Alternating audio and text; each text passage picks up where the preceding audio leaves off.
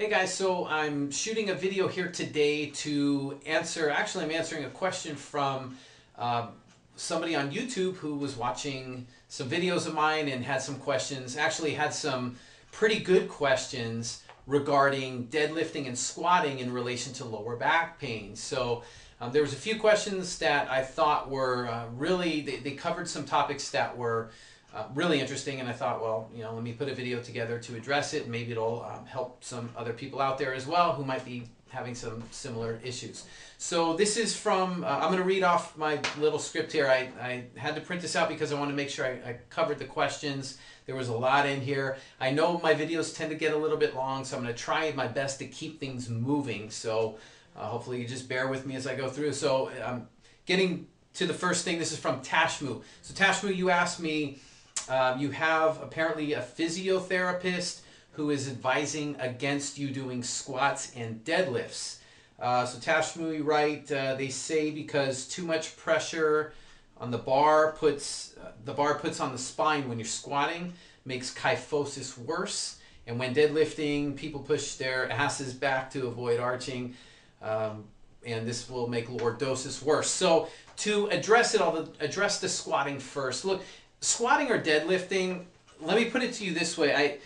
I don't want to tell you to do anything against your doctor or physiotherapist or anybody who's advising you, but I'm just going to give you my opinion on it since you asked. And when it comes to squatting and deadlifting, there are, the different schools of thought. Should you do it? Should you not do it? Here's how it goes, or here's what I think. Basically, you do so many activities. We do them all the time. I mean, everybody needs to squat. And the reason why is because if you can't squat, you're going to have a really, really difficult time existing in this world that we live in. I mean, if you think of all of the movements and activities you do that involve some type of squatting, and in that I mean deadlifting as well, especially deadlifting. If you can't squat, let me ask you, how are you going to sit down in a chair and stand back up? How are you going to get in and out of bed?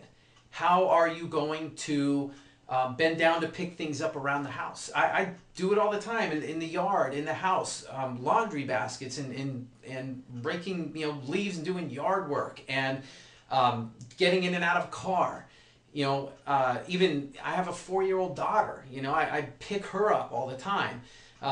Grocery bags. I mean, there's so many things. And even if you add to that, I don't know if you play any kind of sports or any kind of activities that might require jumping or squatting down and getting up. So, and how are you going to take a crap if you can't squat? I mean, you have to squat. So the thing, my take on it though, is it's not the exercises. In most cases, the exercises, there's so many of them that are labeled bad. Squats and, to some extent deadlifts are part of those that get this bad rap. And I'll say it's not the exercises themselves that are the problem. The problem is that when you don't have the ability to properly perform the exercises safely and effectively, when you lack the conditioning or the awareness or whatever it might be, or just the ability to activate the right muscles during these movement patterns, I mean, that's where the problems happen. So do you need squatting and deadlifting? Absolutely, you're gonna need it. So as far as the kyphosis, when you're putting the bar on your back, look, if the only way that you're really going to increase kyphosis is if you have significant weakness in the scapular stabilizers, in your mid and upper back muscles, all right? And potentially if you lack some, the stabilization of the transverse abdominis, the multifidus, even your diaphragm and the pelvic floor muscles, right? That all will contribute to a kyphotic posture.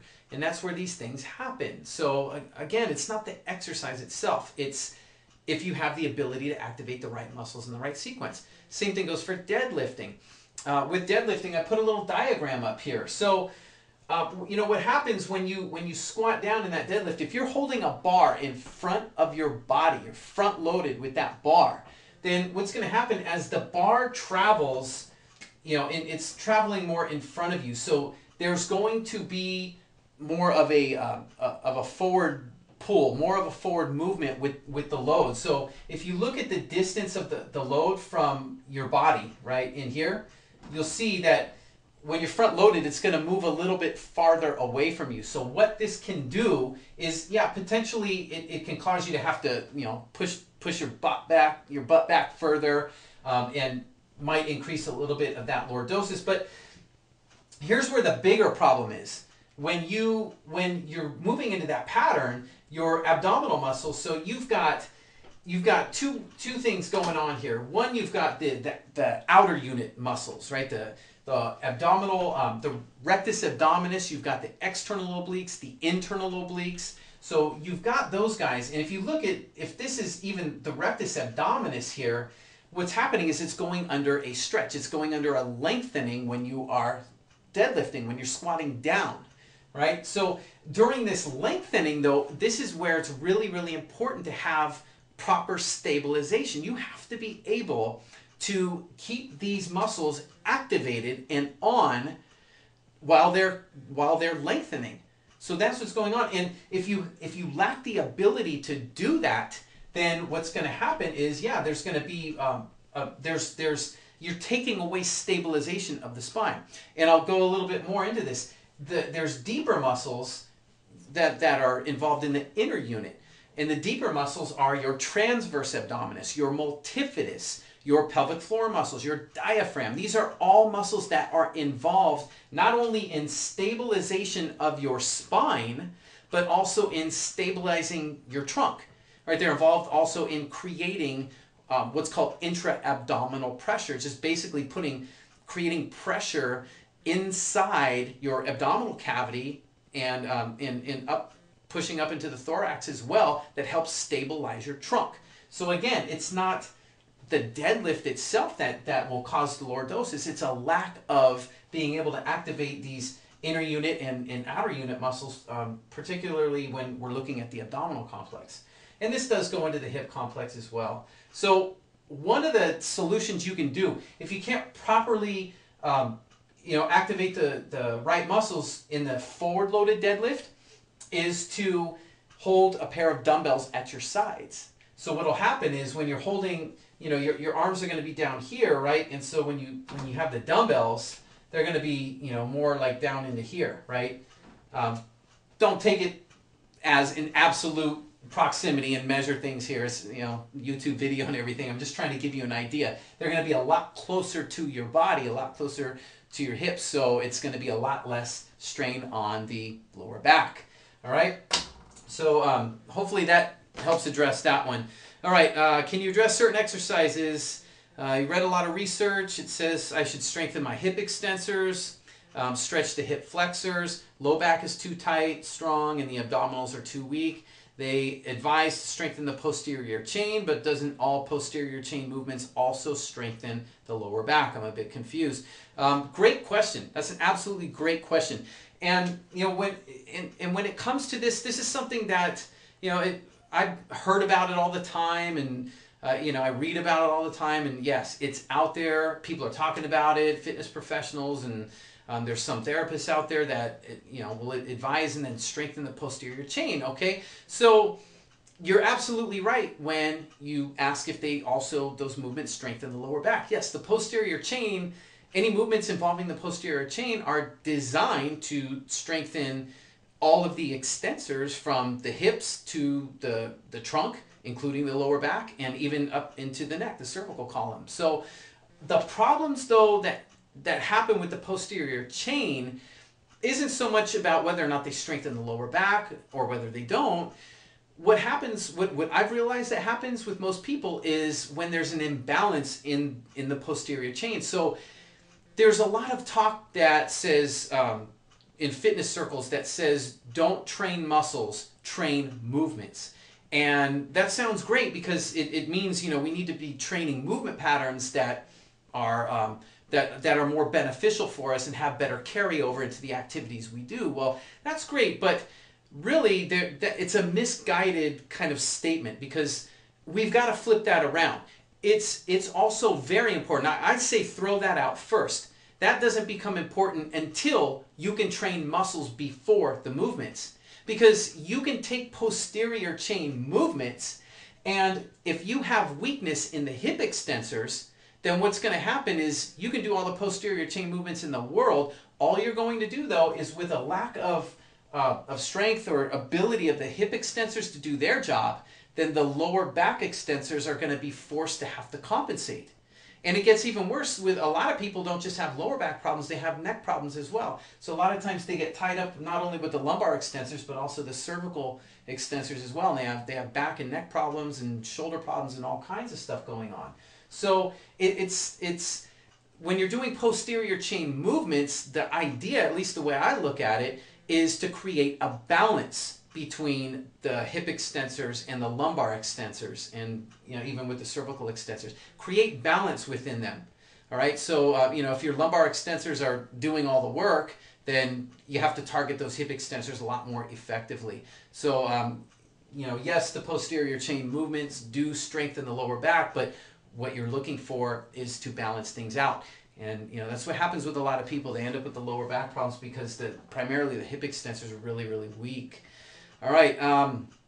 You also ask or say, by the way, hip mobility is very important for me also, and for everyone to properly squat, which you lack. I really stretched my hamstrings, and I'm trying Pilates for my posture, and it really helped, but I can't get rid of back pain. Moreover, I have more back pain now because I am now aware of my bad posture and trying to stand straight every time. This makes my back muscles very tired. It was joint pain before, but now it's muscle pain. So I need to stretch my hip, but the question is, how is static stretching beneficial, or shall I do mobility drills? Okay, there's a lot to address here. I did a video recently about that where I talked about hamstring stretches for lower back pain and whether or not you should or should not do those. I'm not going to go through that whole video again. It's on the YouTube channel. You'll find it. But basically the thing to really understand, the point I was trying to drive home on this, is that it seems like everybody is stretching their hamstrings. Everybody who has low back pain, at least, or at least a lot of people who have low back pain, are stretching their hamstrings. And what I was saying was that there's two distinct physical profile types. One of those types, hamstring stretches can be very beneficial and very helpful. But if you're the other type, there's another type that the hamstring stretches can be just compound the injury and make it worse with your lower back. So the two types I talked about were flexion and extension dominant individuals. Now, from what I'm reading, I don't know you, I haven't seen you or anything or assessed you, but from what I'm reading and painting a picture in my mind, I'm thinking that you're probably one of the extension dominant types. The extension dominant types are where you tend to have more of an anterior pelvic tilt. You have tight lumbar extensors, tight hip flexors, potentially tight quadriceps, weakness in the abdominal complex, glutes, like you were saying. So if this is you, then you want to look at it this way, that when with all of this that's existing, if you look at, this is kind of my attempt to draw a model of the pelvis, but your hips here, well, one of the key players, if you have weakness in the hip extensors, the glutes and the hamstrings, then what's going to happen is when you have that anterior tilt, your glutes and your hamstrings are actually lengthened. So you're basically walking around all day with glutes and hamstrings that are stretched out. They're loose and they're probably weak. So the glutes and the hamstrings, what they do is one of the functions, at least when your feet are on the ground, is to posteriorly rotate your pelvis and straighten you out. Well, if they lack that ability, you're going to exist with an anterior tilt. You basically have nothing to help anchor that pelvis down and stabilize you. So you have these weak muscles, and on top of that, you're stretching out muscles that are already stretched out. So what it does is it just further decreases stability of the hip, and it places more tension and pressure on the lumbar extensors. They just take more of the brunt of everything, and they're doing more work. All right. So that's what's going on with that. So let's see. I need to stretch my hip, but the question is, is static stretching beneficial? My take on static stretching, I've talked about it before, where I am not a big proponent of static stretching in and of itself. So What I mean by that is, again, this has just been my experience, is that, you know, static stretching in and of itself, it's not going to fix anything. It's kind of going to be a temporary relief of your symptoms. But the problem is that with static stretching, all you're really doing is you're creating a passive stretch while your muscles are relaxed. Problem is that, look at most of the injuries and how we get hurt. It's while we are moving around, doing activities, bending down, picking things up, right? You know, moving around, playing sports or whatever we do, recreational activities. Now, there are, you know, things that can happen. You know, if we're sitting at a desk all day for 8 hours or 10 hours in front of a computer, yeah, we can develop dysfunctional postures and everything. You know, and yeah, that can exist. But again, you know, static stretching is only going to go so far. You know, if you can do all the static stretching in the world, but if you cannot stabilize your body while you're moving around, then all the static stretching in the world is just going to be very limited at best.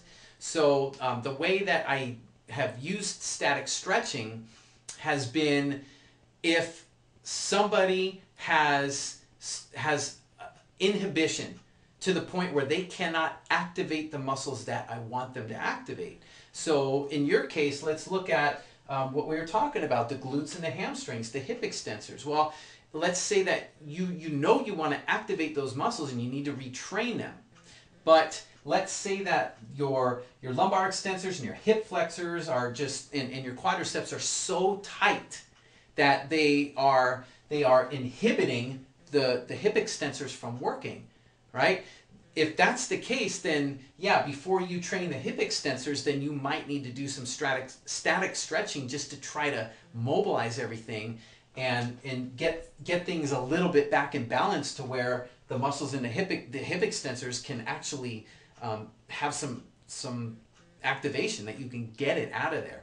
So that's how I would use static stretching. Other than that, I haven't found, I'm not saying that it's going to do any harm, but I haven't found any real need to have to do it. So I've more favored like more dynamic types of activities. So it doesn't mean like speed work or anything, but just activating muscles during functional movement patterns. Okay, so hopefully that helps. And let's see. And as far as doing mobility drills, I would say, you know, it depends on how well you can activate everything. So watching the speed that you do something. You know, if you do mobility drills really fast, but you lack the ability to activate the muscles, you know, like we're talking about, and you throw speed on top of that, it's going to make the problem worse. So, you know, you can move while you do it, right? But I wouldn't do anything that's like highly intense or super fast before you have the ability to use the muscles that you're trying to retrain. All right. Getting toward the end here, I'm doing static pectoral stretch, shoulder correction exercises, core work and reverse hyperextensions, one leg bridge on stability ball, one leg curl on stability ball, and hamstring stretch. Cool. Again, with all of these exercises, it sounds like you're addressing the kyphosis with the scapular stabilizers, so retraction, depression of the shoulder blades, and you're addressing the hip extensors as well. So again, you know, remember, I'm going to say train muscles, not movements, until you can activate the muscles properly. Then start integrating that into the movements. But again, the exercises, your list of exercises are great. And the only challenge within that is how well can you actually activate the muscles that you're trying to get. So remember that just because you do the movements doesn't automatically mean that you're activating the right muscles. So, you know, that it's just some food for thought in there. And let's see, what is your advice on exercises? Shall I avoid weightlifting? Shall I stop all weightlifting? I am avoiding standing overhead presses, bad shoulder mobility because of kyphosis, too much arching on my back when standing. Okay, well, should you avoid weightlifting? I would say this, it depends on what you define as weightlifting. So if by weightlifting, if you're talking about loading, you know, real heavy loads in patterns like squatting and deadlifting or overhead pressing where you're having problems, then no, I would avoid doing that. But by weightlifting, we could also mean using weightlifting as a form of corrective exercise and to reactivate these muscle patterns that you're trying to do. So as long as you're not loading anything super heavy, you're not doing like supersets or giant sets or things that are super intense or really long endurance type sets, 30 repetitions plus, things like that. I wouldn't be like doing squats and lunges back-to-back supersets if you have some weakness issues going on, because again, it goes back to if you're having trouble activating the muscles that you need to perform the movements safely and effectively, all you're going to do is compound the existing muscle imbalances and problems that you already have.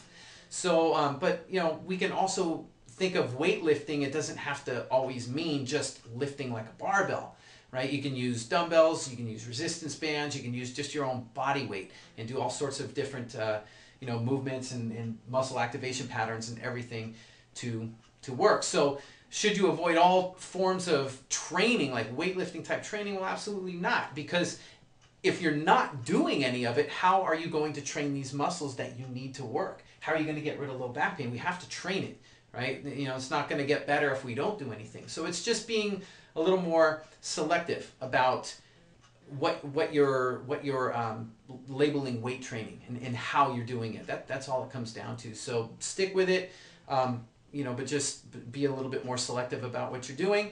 And also the overhead presses, again, if you have kyphosis up top, what's going to happen here is your shoulder blades or your shoulders, you're going to have protracted shoulders, internally rotated. And what happens is that it creates a downward angle of the scapula, and you have less room to move overhead. You'll see if I slouch down like this is right there. That's as far as I can move, and I'm really trying. That's as far as I can move my arm overhead. Okay. Now, if I stand straight, I pull my shoulder blades back and get myself in good posture. Look what I can do. I mean, that's real easy. I can reach overhead. So just goes to show you that, again, it's not the movements that are bad. It's our ability to activate the right muscles to perform them safely, effectively. That's the only quote-unquote bad thing going on for the most part. So hopefully this helps you out. I know this went on a little bit long, but again, I really thought you had some great questions in there, and I really wanted to address it. And so again, hopefully this helped you out. And if there's anything else or anybody else watching this who has any other questions, don't hesitate. Let me know what you'd like me to do a future video or a blog post about, and I'll do my best to help you out. Until then, have a great day.